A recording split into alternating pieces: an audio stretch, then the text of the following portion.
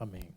Vamos ler a terceira carta à igreja de Apocalipse, que trata-se da igreja de Pérgamo. Capítulo 2 de Apocalipse, a partir do versículo de número 12, a palavra de Deus diz: Ao anjo da igreja em Pérgamo, escreva: Estas são as palavras daquele que tem a espada afiada de 2 gumes. Sei aonde você vive, aonde está o trono de Satanás. Contudo, você permanece fiel ao meu nome e não renunciou à sua fé em mim, nem mesmo quando Antipas, minha fiel testemunha, foi morto nessa cidade aonde Satanás habita. No entanto, tenho contra você algumas coisas.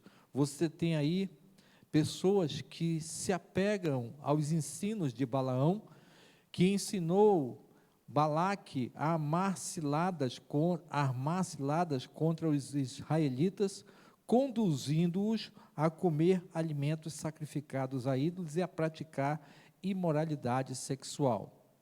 De igual modo, você tem os que se apegam aos ensinos dos nicolaítas. Portanto, arrependa-se, e senão eu virei em breve até você e lutarei contra eles com a espada da minha boca.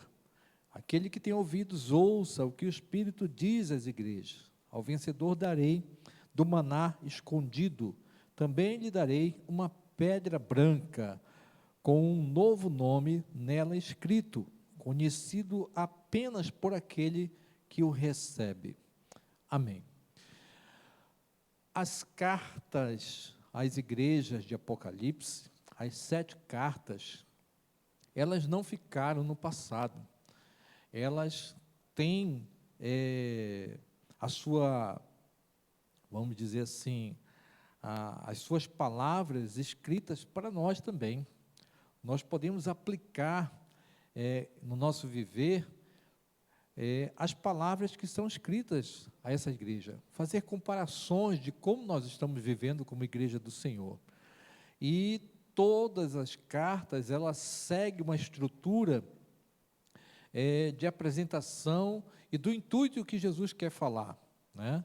Jesus se apresenta para cada uma dessas igrejas, dando uma definição de quem ele é, de forma particular.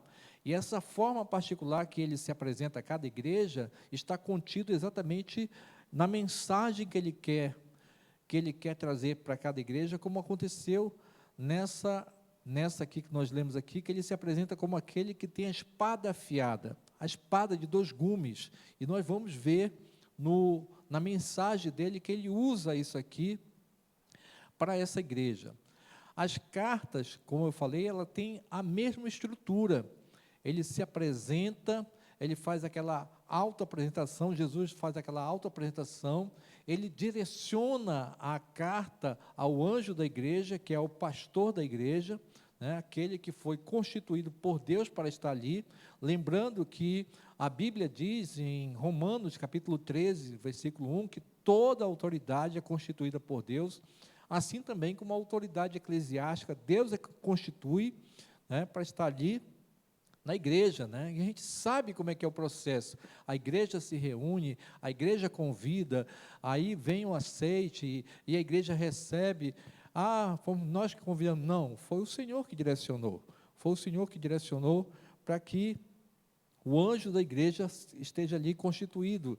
E o Senhor vai e direciona a carta para o anjo da igreja, para que seja proclamado a mensagem do Senhor. E ele fala a carta que é direcionada à igreja, mas o que contém nessa carta vai chegar ao coração de cada um, porque a igreja em si somos nós, né? A igreja em si somos nós.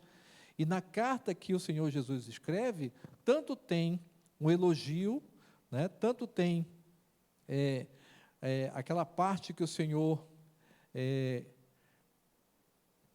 faz o elogio para a igreja, como também tem a parte que ele vai trazer uma exortação.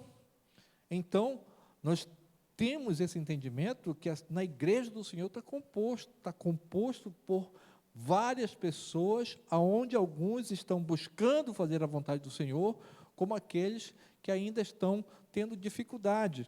E a carta vem exatamente para trazer essa exortação, né? E cabe ao anjo da igreja trazer às claras essa mensagem do Senhor para que a igreja fique alerta. E cabe a cada um de nós perseverarmos no entendimento do Senhor, naquilo que Ele nos orienta, para que nós possamos colher os frutos da obediência. No final de cada carta, ele traz uma promessa, e ele sempre termina a carta com as palavras dizendo, ao vencedor, ou aquele que vencer, darei tal coisa, né? Ele vai lá e fala aquilo que ele promete. Ou seja, isso nos dá a ideia que é como se nós estivéssemos numa competição, mas uma competição aonde não cabe somente uma pessoa vai vencer, de todos nós só um que vai vencer. Não, aquele que perseverar, aquele que fizer a vontade do Senhor, esse sim receberá o prêmio, receberá aquilo que o Senhor tem prometido. Então, cabe a nós ouvirmos a mensagem. Daí o Senhor fala, né? Aquele que tem ouvidos, ouça o que o Espírito diz à igreja, né? Não é o pastor. Aqui nós transmitimos a mensagem, aqui nós somos canal, né? Nós somos canal. E às vezes, quando o pastor traz uma exortação na igreja, né? Alguns torcem o bico, achando, porque o pastor é isso, porque o pastor não sei o quê, não gostei da mensagem, a mensagem não foi para mim, se o fulano de tal estivesse aqui, né, essa mensagem seria para ele, não gostei da mensagem, eu acho que deveria ter assim, nós não temos que ser crentes, clientes, de jeito nenhum, nós estamos aqui para prestar culto ao Senhor, e a palavra dele nós devemos receber com alegria no nosso coração, para que nós possamos nos avaliar, né? Nos avaliar sempre. Ontem eu coloquei uma postagem no meu Instagram, a palavra de Paulo a Filemon, se eu não me engano, parece que foi a Filemon, no seu versículo 5, só tem um capítulo, né? Versículo 5, diz-me assim, Paulo elogiando a fé de Filemon, tenho ouvido falar da sua fé no Senhor Jesus, como também do seu amor pelos santos, né? E eu, ao meditar nesse versículo, eu fiquei assim, confrontado com aquilo. Paulo ouviu falar da fé de Filemon.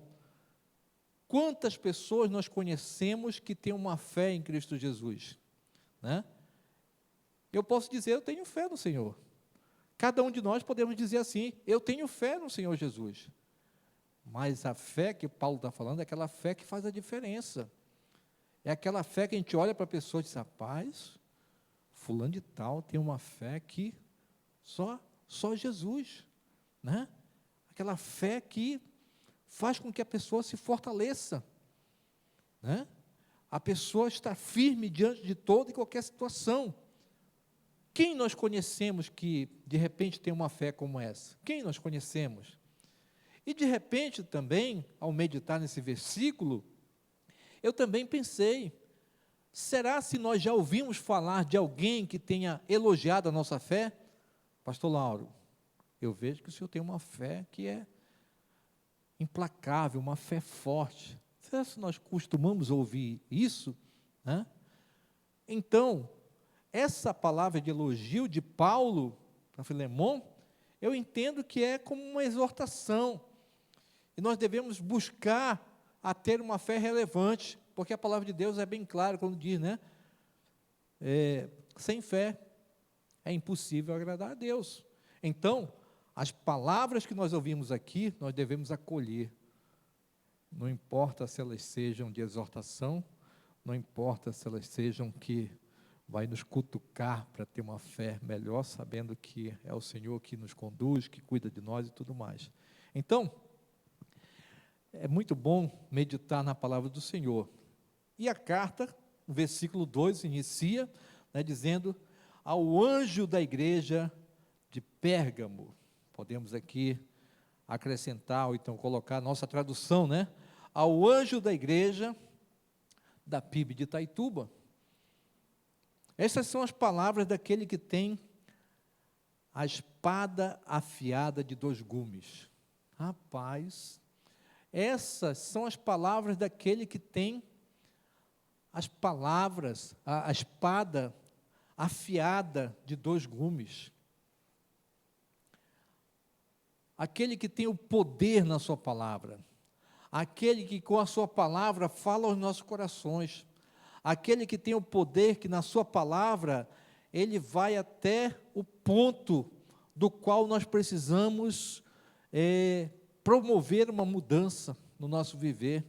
A palavra de Deus fala em Hebreus capítulo 4, versículo 12, pois a palavra de Deus é viva e eficaz, é mais afiada de qualquer espada de 2 gumes, ela penetra ao ponto de dividir alma e espírito, juntas e medulas, e julga os pensamentos e as intenções do coração. É maravilhoso. A palavra de Deus, quando nós nos detemos a ouvir a palavra de Deus, ou quando nós lemos a palavra de Deus para nós, né? Porque muitos leem por ler, mas não meditam, né? Aonde que isso se aplica no meu viver? O que é que Deus está querendo falar comigo? Isso que Deus está falando, eu estou vivendo. Isso que Deus está dizendo para eu não fazer, eu continuo fazendo. Isso que Deus está dizendo para eu fazer, eu estou fazendo, né? Eu tenho que meditar na palavra do Senhor para saber a que ponto eu estou vivendo, a que ponto eu estou no compasso da graça e na misericórdia do Senhor, né? Eu não posso simplesmente ouvir, entrar pelo ouvido e sair pelo outro. Não, eu tenho que meditar na palavra do Senhor, porque Deus, quando traz a palavra, Ele vai cutucar nosso coração, nossa alma, né? Ao ponto de nós ouvirmos aquilo que é importante para nós. Mateus capítulo 16, versículo 18 diz: eu lhe digo a você, que é Pedro, eu lhe digo que você é Pedro, e sobre essa pedra eu edificarei a minha igreja, e as portas do Hades não poderão vencê-la. A palavra do Senhor, aquele que detém a espada afiada, Ele é o dono da igreja. Ele conhece a sua igreja. Ele conhece a cada um de nós. Ele sabe do nosso viver. Ele sabe o que cada um faz, né? Então é Ele que traz essa palavra para nós. A palavra não é do pastor, a palavra não é de ninguém, a palavra é dele, nós temos que ouvir. E ele começa com um elogio para a igreja no versículo 13. Sei aonde você vive, sei aonde você vive, aonde está o trono de Satanás. Essa igreja vivia, estava centrada aonde estava localizado o trono de Satanás, né? Contudo, você permanece fiel ao meu nome, e não renunciou à sua fé em mim, nem mesmo quando Antipas, a minha fiel testemunha, foi morto nessa cidade onde Satanás habita, né? Essa igreja, ela estava fundada, essa igreja, ela funcionava, tinha suas portas abertas, aonde era o trono de Satanás. Muitas coisas funcionavam, aconteciam ao redor dessa igreja, né? E diante de tudo isso que acontecia ao redor dessa igreja, essa igreja permanecia fiel. Era uma igreja fiel, ela se detinha a fazer a vontade do Senhor, mesmo diante de todas essas coisas, ao redor daquela igreja muitas coisas aconteciam. Pérgamo tinha muitos templos pagãos. Existia ali naquela cidade um monumento dedicado a Zeus, que era referência no mundo antigo. Asclépio, o deus da cura, simbolizado pela figura de uma serpente, também era altamente cultuado ali naquela cidade. Pérgamo também tinha um centro de adoração ao imperador.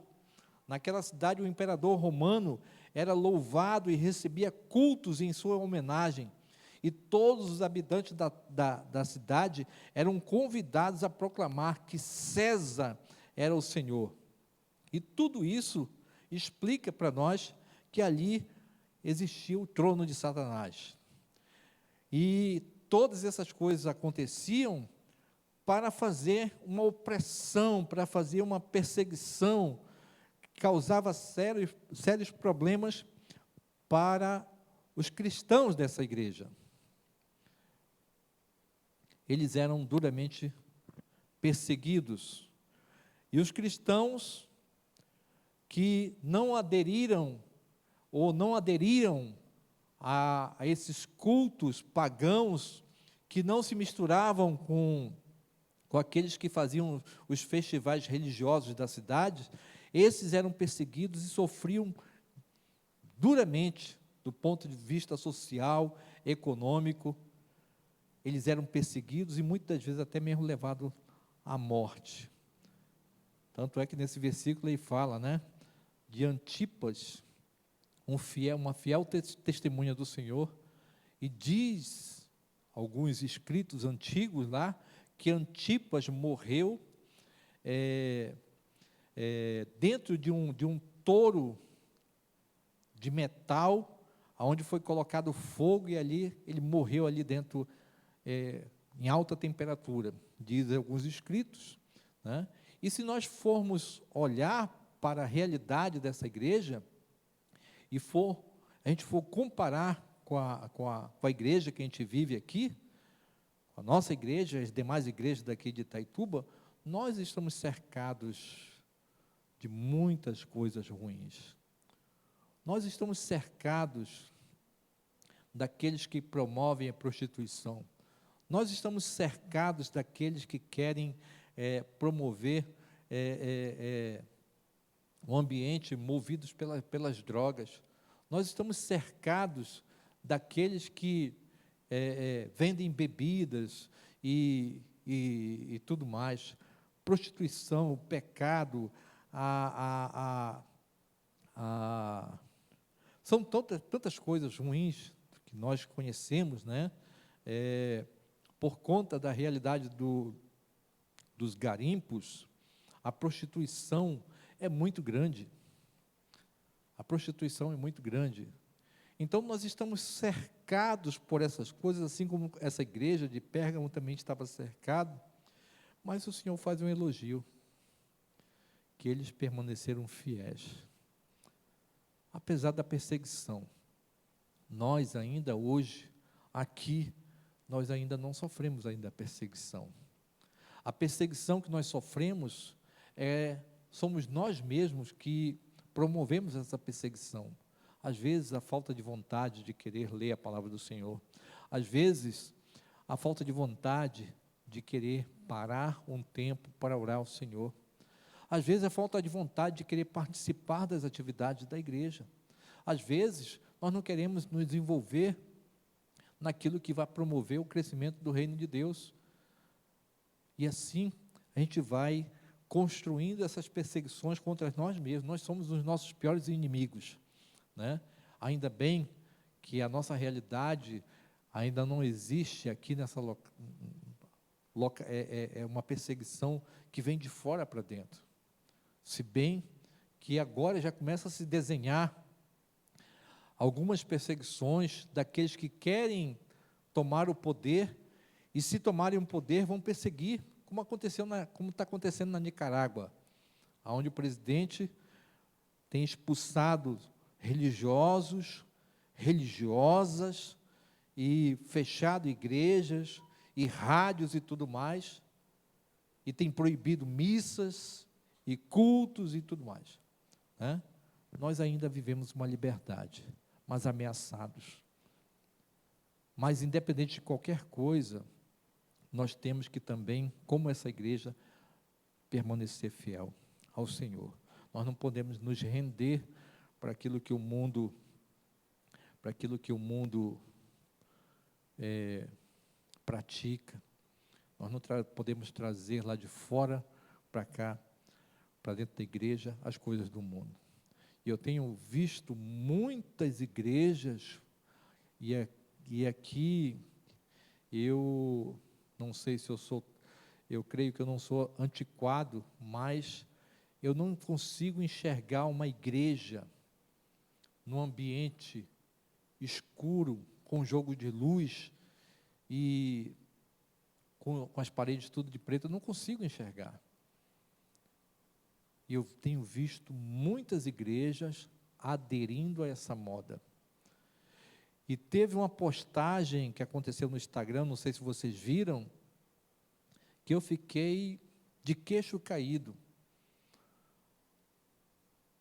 Teve uma mensagem convidando, eu creio que era um culto jovem, e convidando, vem novinha, vem novinha.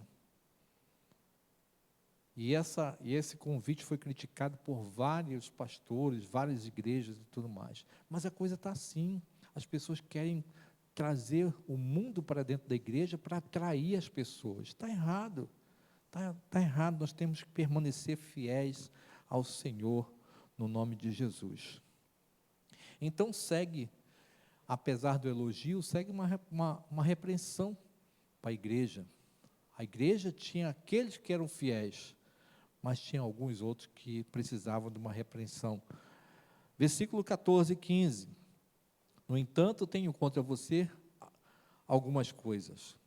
Você tem aí pessoas que se apegam aos ensinos de Balaão, que ensinou a Balaque a armar ciladas contra os israelitas, induzindo-os a comer alimentos sacrificados a ídolos e a praticar imoralidade sexual. De igual modo, você também tem os que se apegam aos ensinos dos nicolaítas. Amados, a gente pode dizer, rapaz, eu nunca ouvi isso aqui na igreja aqui. Mas nós temos muitos Balaãos aqui dentro, Balaques, que acham que a prática de certas coisas não vai causar mal nenhum, não vai ter problema nenhum, e promovem a prática dessas coisas, imoralidades sexuais, se envolver com festas pagãs, dando um péssimo exemplo através de alimentos sacrificados a ídolos e tudo mais, porque não tem problema nenhum, não tem problema nenhum, isso não vai fazer mal nenhum para mim, mas não é testemunho de um cristão. E o pior é que, às vezes, essas práticas são disseminadas dentro da igreja para levar outros para terem o mesmo ato. Que, na realidade, a pessoa está procurando apoio em outras pessoas, para depois ela falar, olha, não sou somente eu, porque fulano de tal também, isso é normal. Pastor, isso é normal, o senhor é careta, isso é normal, pastor. Né? Isso é normal. Ou seja, nós temos que entender que a igreja do Senhor, apesar de receber pessoas que vêm do mundo cheio de mazelas, ou seja, todos nós temos o mesmo problema que é o pecado, somos todos nós tratados pelo mesmo remédio que é o sangue de Jesus, que perdoa, purifica, lava todo pecador e transforma. Porém, tem aqueles que não gostam de tomar remédio, né? Estão nos bancos da igreja, ainda nas ocultas, a praticar aquilo que o Senhor reprova. Eu conheço pessoas que têm dado um péssimo testemunho de cristão, fazendo coisas que o Senhor reprova, aonde pessoas do mundo têm ficado escandalizadas pelo comportamento das pessoas. que se diz cristão. Mas a pessoa está tão no normal, achando que está certo, aquilo que faz, e o que dá a entender que essas pessoas é como se elas estivessem com uma mente cauterizada. Eu estou fazendo o que o mundo faz, é normal fazer isso aí e tal. A igreja do passado passou e nós somos uma outra igreja. Não, de jeito nenhum. O Deus que nós servimos é o Deus que não muda, independente de qualquer situação. O Deus que nós servimos é o Deus que não muda e temos que estar atentos para isso aí. Temos que estar atentos para isso aí. Nós não temos que buscar agradar A, B ou C dentro da igreja, ou nos integrar a um grupo lá fora. Nós temos que procurar agradar ao Senhor Jesus, nos parecer com Ele, para que nós tenhamos a alegria de sermos aprovados por Ele, no nome de Jesus.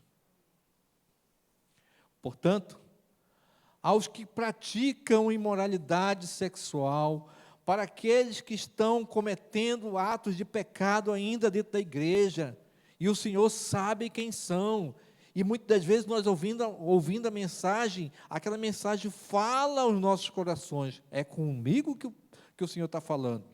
Ele faz uma advertência, versículo 16, portanto, arrependa-se dos seus atos, arrependa-se daquilo que você faz, arrependa-se quanto a tempo, arrependa-se porque o Senhor está te tratando, arrependa-se porque a palavra do Senhor vem para nos exortar, arrependa-se porque quando o Senhor proclama a sua palavra, é para que nós estejamos atentos, isso não é de Deus, isso não é de Deus, eu tenho que mudar, porque se nós não mudarmos, versículo 16 diz, se não mudar, o Senhor Jesus vem em breve, até nós, e Ele lutará contra aqueles que permanecem na desobediência, Ele lutará com a sua espada, que Ele tem na sua boca, a espada afiada, a espada de 2 gumes, conforme nós lemos aqui, ainda agora há pouco, em Hebreus 4, versículo 12. E o versículo 13 de Hebreus, capítulo 4, fala algo muito importante, que nós devemos meditar. Diz, nada em toda a criação está oculto aos olhos de Deus. Tudo está descoberto e exposto diante dos olhos daquele a quem havemos de prestar conta. Os olhos do Senhor estão sobre nós. A palavra de Deus diz, que em Salmos diz que o Senhor está sentado no seu alto e sublime trono, e de lá Ele contempla todos nós, aqui na terra, e sabe o que cada um de nós faz, lá no nosso íntimo, na nossa particularidade, quando estamos a sós, aquilo que nós pensamos, aquilo que passa no nosso coração, aquilo que nós acessamos, aquilo que nós falamos, aquilo que nós intentamos e aquilo que nós praticamos. O Senhor sabe de todas as coisas, O pastor pode não saber, a esposa pode não saber, o marido pode não saber, o pai pode não saber, a mãe pode não saber, os filhos podem ficar alheios a esse respeito. Ninguém ao nosso redor talvez não saiba o pecado que nós cometemos, mas Deus sabe. Deus sabe, porque esse versículo 13 fala tremendamente do poder, da onisciência de Deus. Nada, em toda a criação, nada está oculto aos olhos de Deus. Ou seja, tudo está descoberto e exposto diante dos olhos daquele de quem nós havemos de prestar conta. Talvez passe no nosso coração, porque o diabo nos dá a entender que Deus não está levando em consideração, não está levando em conta aquilo que nós estamos fazendo. Mas eu creio que muitos de nós, eu estou falando a partir de mim também, muitos de nós vamos ser surpreendidos quando chegar de frente do Senhor, que Ele abrir o livro da vida e começar a falar coisas que nós cometemos de forma assim, tão tranquila e banal no nosso viver, e o Senhor vai trazer à luz, em memória, coisas que nós cometemos. E sabemos que hoje está tão banalizada a mentira, e nós mentimos por tantas coisas, por tantos motivos, e tudo isso está sendo escrito no livro da vida, para que no dia certo, diante daquele que nós havemos de prestar conta, será tudo colocado às claras. E aí não tem uma vara aonde nós vamos poder recorrer para nos livrar da ira do Senhor. Essa é a verdade, né? Portanto, ao ouvir a palavra do Senhor, na igreja do Senhor, o Senhor está nos dando a oportunidade de reconhecer os nossos erros, nos render diante dEle, para que nós possamos nos consertar e parecer cada vez mais com aquele que há de vir buscar a sua igreja. E se assim fizermos, Ele tem uma promessa para cada um de nós. E lendo o comentário a esse versículo 17 aqui, até parece uma contradição, né? É algo assim que não dá para entender. Aqueles que negaram o Senhor Jesus na igreja, cometendo os seus pecados, são esses os convidados para estar diante do Senhor, para provar do maná escondido que Ele tem para cada um de nós, para receber dEle uma pedra branca, escrito um novo nome esse que só Ele sabe, que cada um vai receber, né? E diz o versículo 17, aquele que tem ouvidos, ouça o que o Espírito diz à igreja. Ao vencedor darei do maná escondido, né?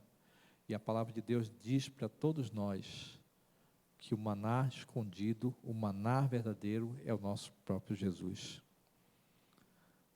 Por que escondido? Não sei, eu não sei.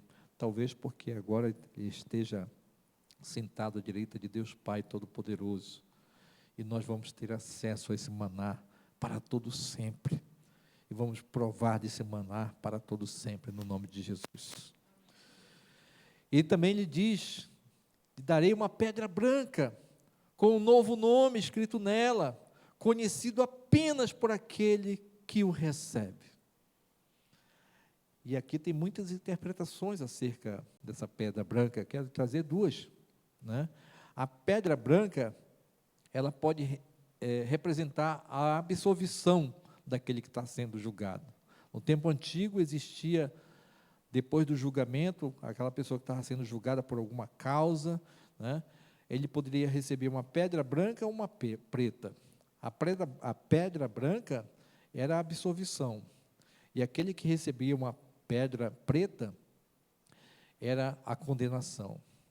O Senhor Jesus nos diz que dará a pedra branca, porque Ele pagou o nosso preço, Ele tirou de nós a condenação, e nós estamos livres no nome de Jesus, e por Ele nós vamos receber essa pedra branca, com um novo nome, o nome que nós seremos tratados lá em cima, que só Ele sabe, né? Só Ele sabe, e nós vamos viver eternamente com Ele.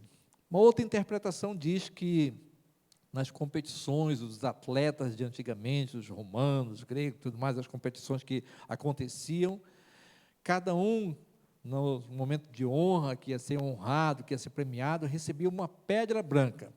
E essa pedra branca seria como um passaporte, um convite para entrar naquele ambiente lá, para ali ser homenageado. Seria mais ou menos assim, né?